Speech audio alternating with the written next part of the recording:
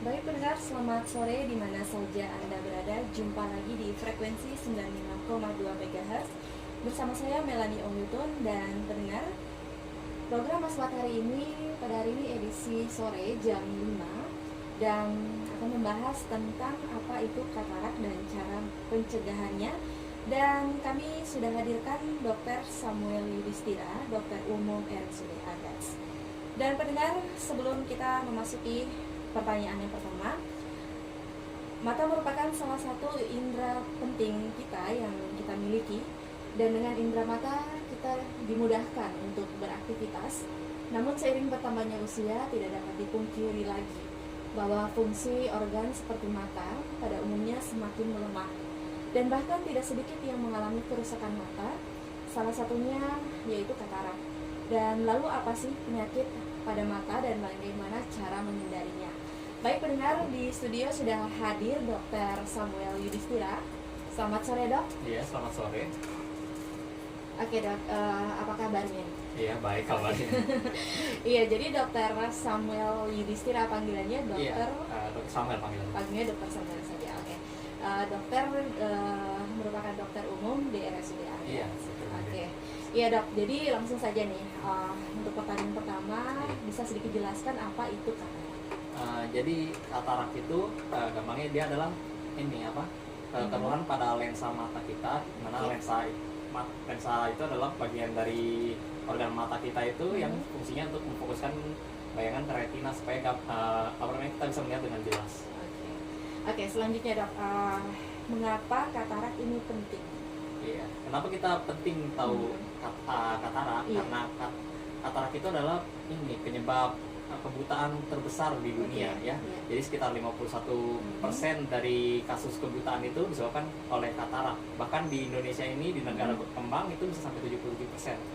Nah, padahal katarak itu bisa disembuhkan. Oke, perlu diketahui supaya kita bisa mendeteksi dan melakukan penanganan supaya untuk mengurangi angka kebutaan. Betul. Oke dok, untuk bagaimana nih bisa terjadi katarak? Terus apa saja faktor resikonya? Untuk penyebabnya itu atau faktor risikonya itu dia banyak faktor ya. Jadi nggak cuma satu faktor aja penyebabnya, ada berbagai faktor itu saling berpengaruh. Yang pertama itu yang paling besar pengaruhnya adalah dari faktor degeneratif atau usia. Terus kedua itu dari faktor nutrisi. Tiga itu nanti ada faktor genetik sama faktor lingkungan. Nah, dari faktor usia itu bagaimana dia bisa menyebabkan katarak? Jadi ditemukan itu pada usia yang semakin menua itu, terutama di atas 50 tahun, semakin menua itu dia lensanya akan makin buram ya dok? Iya, semakin buram. Jadi dia pertama ini dulu semakin membesar gitu, membesar dulu kan, ya. kayak balon makin membesar, terus lama-lama dia kayak kayak bocor terus kempes. Pas kempes itu dia jadinya jadi buram. Jadi awalnya membesar dulu. Membesar terus dia bocor, akhirnya kempes lah, itu jadi buram. Setelah itu juga pada usia tua itu dia ada proteinnya itu yang tadinya larut air digantikan jadi tidak larut air, akhirnya itu yang menyebabkan keruh juga.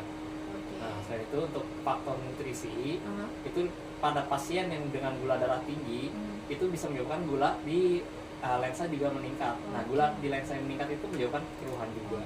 Jadi penderita diabetes ya? Iya, penderita diabetes itu berisiko untuk terjadinya katarak.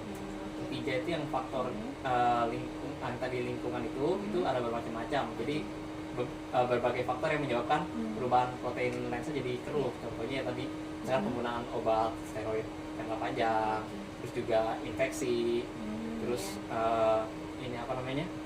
paparan radiasi misalkan radiasi UV itu dari sinar matahari, radiasi ronsen itu bisa menyebabkan katarak juga. Risiko dari radiasi HP dong?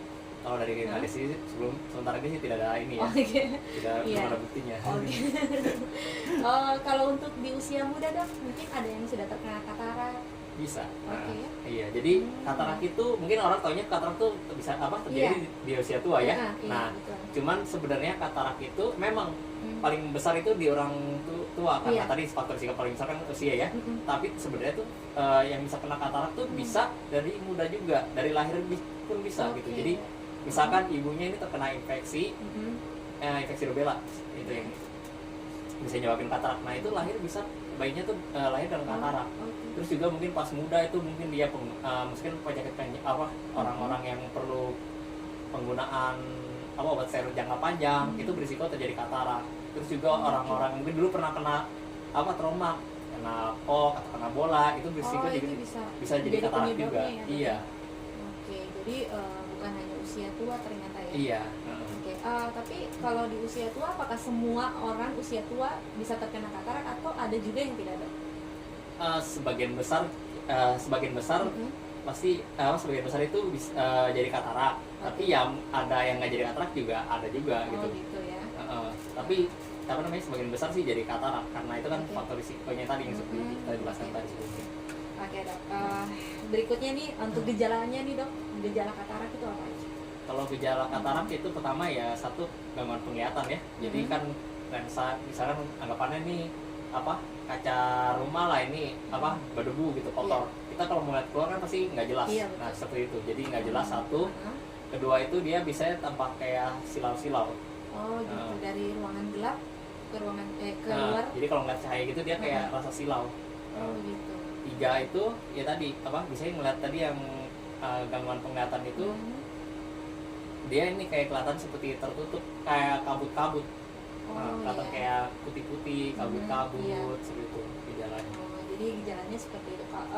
Kalau terasa seperti sakit gitu di bola mata? Enggak sih, kecuali dia nanti ada komplikasi lain itu mungkin bisa. Tapi kalau dari katarak sendiri enggak. Jadi katarak tuh awalnya kabur gitu penglihatannya. Iya, lebih ke gangguan penglihatan aja seperti tertutup, terus dia nggak bisa lihat jauh, silau-silau. Walaupun pakai kacamata dok? Walaupun pakai kacamata biasanya tetap ini Tetap. Tergantung itu tergantung ini ya, tergantung tingkatnya tapi. Seperti itu. Kalau sudah semakin berumur kayaknya semakin parah. Iya, semakin misalkan dia kataraknya ini belum terlalu tebal. Ya mungkin dengan kacamata nggak terlalu inilah, cuman kayaknya kok nggak enak nih kacamata gitu. Gitu. Tapi kalau udah makin tebal gitu, nah itu udah pakai kacamata, kasih kacamata pun mungkin dia nggak bisa membantu gitu. Jadi tetap sama saja dok ya. Iya. Okay. Untuk cara mencegahnya nih dok. Kalau pencegahan ya. Iya. Pencegahan ini kan sesuai tadi ya, dari faktor risiko. Kita bilang kan lensa lama-lama kan mengkerut ya, kayak pecah mengkerut, nah itu bisa menyebabkan ada partikel keluar terus jadi glaukoma. Jadi partikel itu menghambat jalur keluarnya cairan mata itu, akhirnya cairan mata itu numpuk, numpuk terus tekan saraf matanya. Itu yang disebut dengan glaukoma. Kalau sudah terjadi glaukoma itu bisa menyebabkan kebutaan juga, kerusakan saraf matanya terus akhirnya jadi kebutaan.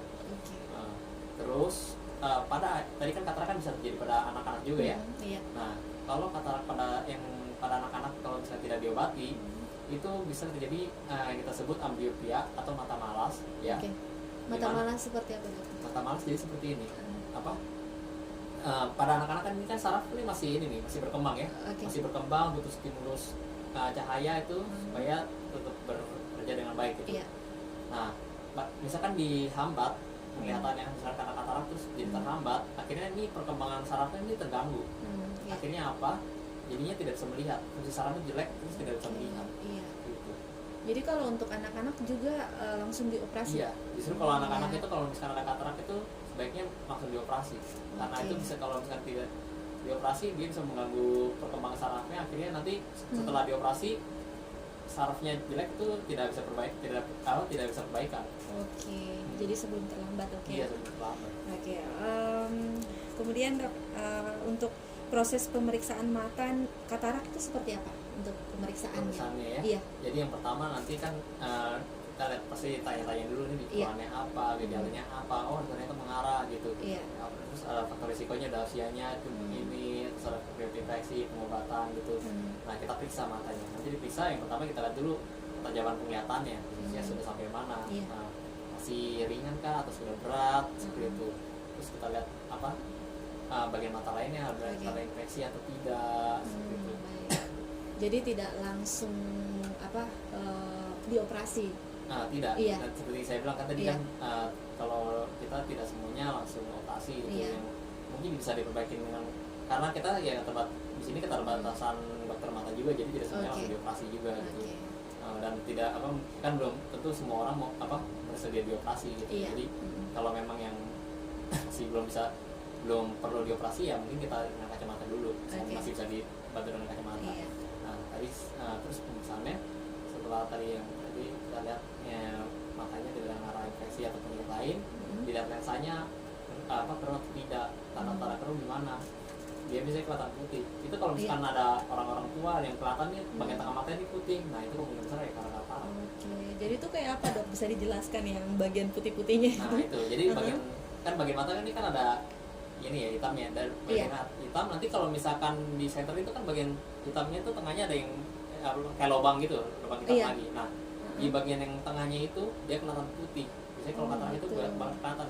Kalau dia udah tebal banget malah kayak kelihatan dari jauh aja udah kelihatan ini apa putih-putih di tengah matanya. Gitu. Jadi itu pasti mengganggu mata sekali dok ya? Iya. Jadi harus segera dioperasi. Iya, kalau misalkan sudah tebal sekali ya harus dioperasi. Kalau enggak ya itu tadi menyebabkan kebutaan. Jadi kalau untuk operasi itu dok, operasinya sekali atau berapa kali ya? Kalau untuk operasinya ya? Untuk operasinya cukup sekali ya. Jadi nanti dioperasi, diambil lensa mata yang keruh tadi, terus diganti lensa buatan gitu. Terus nanti paling ya untuk kontrolnya nanti kan 3 kali tuh biasanya, hari pertama, hari kedua, sama hari 1 minggu berikutnya untuk memastikan tidak ada infeksi gitu. Nah tapi kalau misalkan dua-duanya katarak misalkan itu pasti operasinya satu-satu gitu. Jadi satu dulu bagus, terus nanti mata berikutnya. Jedanya, jangka waktunya? Biasanya dikasih jeda, biasanya dalam waktu setelah sebulan biasanya. Jadi tidak bisa langsung dua-duanya? Tidak bisa langsung. Karena kenapa dok? Apa? Tidak bisa langsung dua-duanya itu penyebabnya apa? Dia mastiin dulu, ini mata satu kan nanti nggak bisa operasi nih. Mastiin dulu dia penyembuhannya bagus, tidak ada tanda infeksi gitu kan. Takutnya kan nanti kalau misalkan langsung dua-duanya nanti dua-duanya infeksi gitu kan.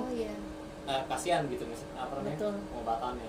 Iya, jadi satu dulu ya? Iya, satu dulu, pastiin dia hasilnya bagus, nggak ada infeksi, terus juga nggak ada komplikasi lainnya, baru nanti operasi lagi.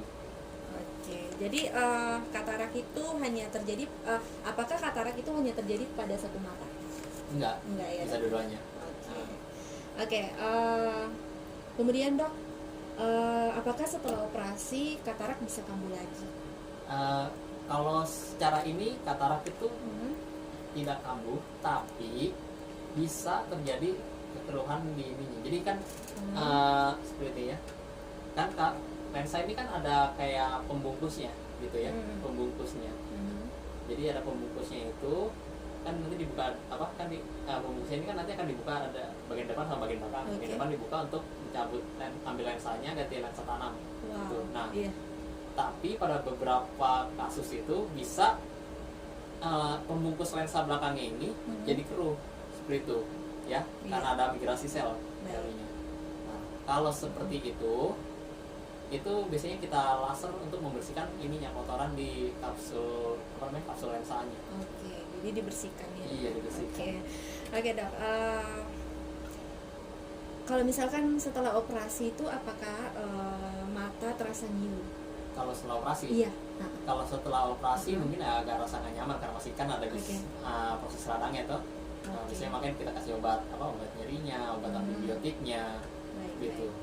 Sampai dipastikan ya tadi sudah tenang, sudah aman, tidak infeksi. Kemudian dok, kita mau tanya-tanya lagi nih. Lensa katarak itu bisa diganti ya, yang tadi dokter sudah jelaskan. Lensa iya. Jadi bisa diganti. Iya, lensa yang ini yang asli kita ya, itu diganti lensa buatan. Jadi bukan asli lagi ya? Bukan, dia lensa buatan nanti. Tapi untuk penglihatannya sama? Kalau penglihatan untuk melihat jauh dia bisa, cuman bedanya dengan lensa tanam sama lensa asli itu gini. Jadi kalau lensa kan tadi seperti saya bilang kan, lensa itu kan fungsinya untuk memfokuskan. Bayangkan misalkan kayak kamera itu kan bisa dimaju mundurin kan ya fokusnya. Iya, betul. Tapi kalau lensa tanam itu dia nggak bisa, jadi cuma satu fokus aja untuk memperlihat jauh gitu. Jadi kalau untuk melihat dekat itu dia perlu ditambahin kacamata, karena dia lensa tanam itu kan dia kan, kalau lensa asli kan itu kan kayak ada pengikatnya, diikat di ototnya gitu. Jadi bisa bisa menebal, menipis gitu supaya bisa ganti fokusnya. Tapi kalau dia lensa tanam itu kan dia kan nggak terikat sama ototnya, jadi nggak bisa nggak bisa menebal, menipis, cuma satu kayak gitu aja. Oke, jadi terbatas dok ya? Jadi terbatas. Jadi kalau untuk lihat jauh bisa, tapi untuk lihat dekat mungkin apa bisa dikasih kacamata lagi untuk bacanya. Jadi setelah operasi harus tetap menggunakan kacamata. Iya, biasanya kalau untuk apa buat baca dekatnya. Oke, jadi tidak harus dok ya kacamata. Kalau untuk lihat jauh kan biasanya kita ukur kekuatan lensanya. Biasanya kalau lihat jauh sih enggak, tapi kalau untuk lihat dekatnya itu yang harus biasanya pakai kacamata. Oke, iya. Oke dok, kalau untuk katarak nih ada beberapa macam. Macam kataraknya ya? Iya. Macam kataraknya ada banyak sih ada. Jadi dia kan ada ini apa namanya? Ada tergantung dari apa? Tumbuh kekeruannya di mana. Jadi ada misalkan di intinya, nuklearis gitu. Terus bisa di apa? Tepi-tepi. Kan ini apa? Infeksi di mata. Oke. Iya. Dan kalau dia sudah infeksi di mata kita yang bagian kornea ini, dia bisa mengganggu penglihatan juga dan permanen penglihatan. Oke, permanen dok ya. Itu susah untuk disembuhkan. Susah. Kalau misalkan dia infeksi ini kan bagian mata kita ada bagian bening nih, bagian hitam ini sebenarnya kayak ada barang kacanya gitu ya, beningnya. Itu misalkan dia sudah infeksi terus jadi keruh, nah itu susah untuk ininya, susah untuk diobatinya. Misalkan dia udah keruh sekali, itu harus di ini apa? Di transplantasi. Oke. Baik. Oke, jadi untuk para wanita ya yang hobi pakai softland, kalau bisa softlandnya selalu dibersihkan. Selalu penyimpan apa? Selalu yang satu ya selalu dibersihkan. Kalau bisa sih paling aman ya pakainya yang ini apa yang sekali pakai gitu. Ya tetap steril. Terus juga kalau misalkan memang yang apa yang bukan sekali pakai, itu penyimpanan juga tepat. Jadi ditaruh di case-nya itu tempatnya itu kasih cairan yang khusus untuk softland. Jangan pakai air keran karena air keran itu banyak bakterinya. Nah itu malah bisa menyebabkan infeksi. Oke, jadi mungkin bisa membuat mata ini kan dok biasanya perih gitu ya? Iya, jadi perih. Oke, iya betul. Oke, kemudian nih dok, untuk efek samping setelah operasi, apakah ada efek sampingnya? Komplikasi ya? Oke. Komplikasi operasi ada, seperti tadi salah satunya apa tekanan apa bola mata yang meningkat, bisa menyebabkan glaukoma juga. Terus juga bisa menyebabkan infeksi kalau dia namanya kurang bersih. Terus juga bisa menyebabkan pendarahan. Oke.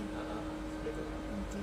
Jadi efek sampingnya juga sedikit agak parah dok ya, sampai pendarahan gitu ya? Ya itu kalau misalkan apa, tapi kalau misalkan ini apa teknik operasinya ada gangguan. Gitu. Oh iya. Sebagian besar sih aman operasinya.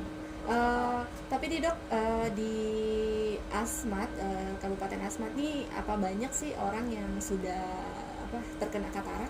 Kalau dari yang saya lihat sih banyak sih. Sudah banyak. Iya, terakhir kita yang akses mata kemarin juga yang dioperasi juga banyak. Oke. Bisa sampai 15 pasien sehari. Wih, banyak dok ya. Iya. Tapi itu usia lanjut semua. Bagian besar sih usia lanjut. Oke, jadi untuk usia muda masih aman ya. Iya, iya. Tapi saya pernah sih ketemu apa? Ada yang ini mengarah ke katarak di anak gitu. Karena nggak bisa dioperasi di sini juga ya akhirnya dulu. Oke, jadi itu usia berapa dok? Itu masih kayak sekitar 5 tahun atau. Masih balita dok. Iya. Oke. Itu mungkin dari gen dok ya? Bisa genetik, bisa karena infeksi mungkin apa infeksi dari lahir atau mungkin bekas kena trauma juga bisa. Oke. Jadi dia sudah mengarah ke katarak dok ya? Iya. Oke dok, kayaknya pertanyaannya semua sudah dijawab ya. Sudah dijawab dengan jelas dan juga informatif.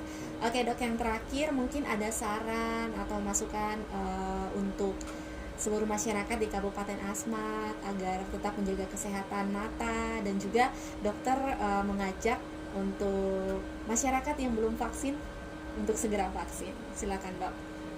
Kalau pesan-pesan berhubungan ini dengan apa?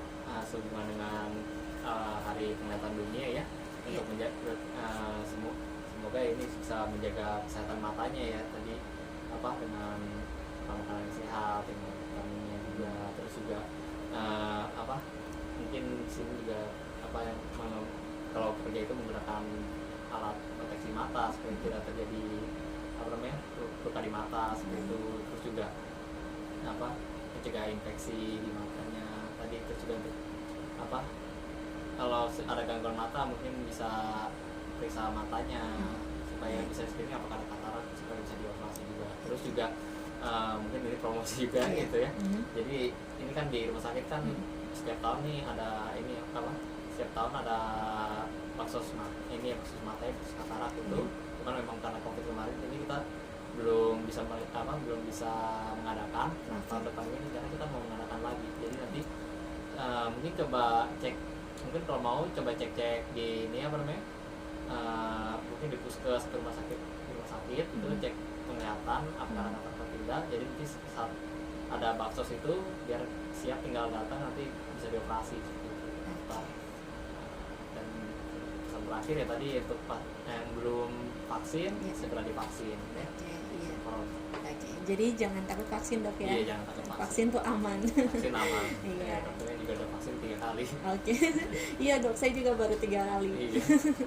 Katanya ada vaksin keempat, Dok ya? Rencananya bisa kan. Rencana bisa mungkin kayaknya setiap tahun sih. Oke. Iya. Oke, Dok, terima kasih, Dok, sudah hadir di studio kami dan sudah menjelaskan semua tentang katarak. Semoga informasi ini bermanfaat untuk seluruh masyarakat di Kabupaten Asmat. Dan pendengar, tidak terasa kita sudah di penghujung acara. Terima kasih untuk kalian yang sudah bergabung bersama Melani dan juga narasumber kami, Dr. Samuel Yudhistira, Dokter Umum RSUD Agats. Baik pendengar, akhir kata saya Melani Ohyutun dan Dr. Samuel undur diri. Selamat sore, Dormon.